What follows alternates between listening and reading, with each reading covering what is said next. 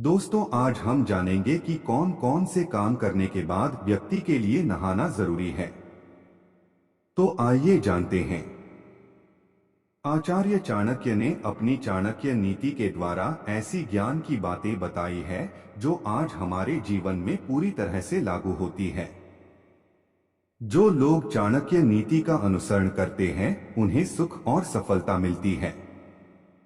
आचार्य चाणक्य कहते हैं कि हमारे लिए हमारा स्वास्थ्य सबसे बहुमूल्य वस्तु है। इसका किसी भी चीज के साथ समझौता नहीं किया जा सकता।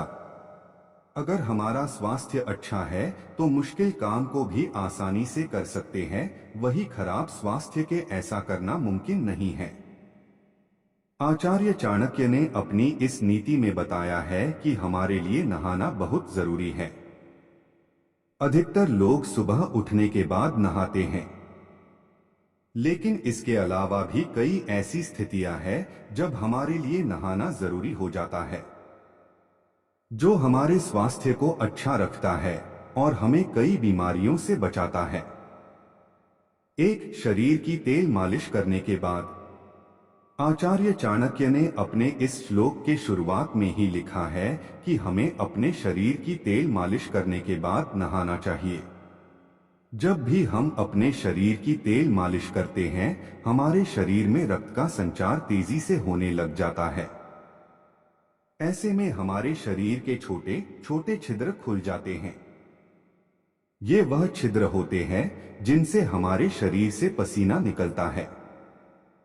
तेल मालिश के बाद इन छिद्रों से हमारे शरीर की गंदगी मेल के रूप में निकलती है।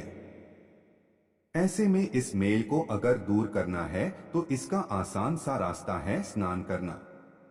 2, शवयात्रा या श्मशान से आने के बाद। आचार्य चाणक्य ने दूसरा काम यह बताया है कि हमें शवयात्रा या शमशान से लौटने के बाद नहा लेना चाहिए। शवयात्रा मौत की निशानी है। एक लाश के साथ जाने पर उस शवयात्रा के आसपास का माहौल दूषित हो जाता है। शमशान के वातावरण भी दूषित ही रहता है। शमशान में बहुत सारे कीटाणु होते हैं जो हमारे कपड़ों में और शरीर में चिपक जाते हैं। अगर शमशान से लौटने के बाद स्नान नहीं किया गया तो ये कीटाणु हमें रोगी बना सकते हैं।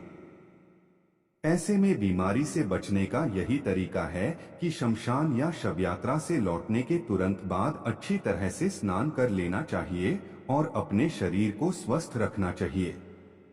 3, काम क्रीड़ा करने के बाद। आचार्य चाणक्य कहते हैं कि जब भी कोई स्त्री पुरुष प्रेम प्रसंग करे, उन दोनों को इस क्रिया को करने के बाद स्नान कर लेना चाहिए। महिला और पुरुष जब काम क्रीड़ा करते हैं तब वे दोनों इस क्रिया के बाद अपवित्र हो जाते हैं। ऐसे में उनका नहाना जरूरी हो जाता है। बिना स्नान के चाहे स्त्री हो या पुरुष कोई भी पूजा पाठ नहीं कर सकता।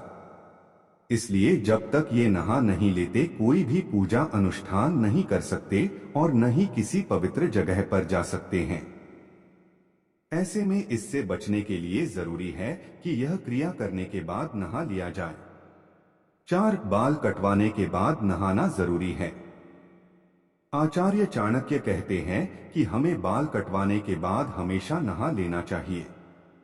अधिकतर लोग अपने बाल हर महीने कटवाते हैं। ऐसे में आप जब भी अपने बाल कटवाएं, बाल कटवाने के बाद जरूर नहा ले। जब हम बाल काटते हैं तो हमारे शरीर में छोटे छोटे बाल चिपक जाते हैं, जो एक तरह की गंदगी ही है।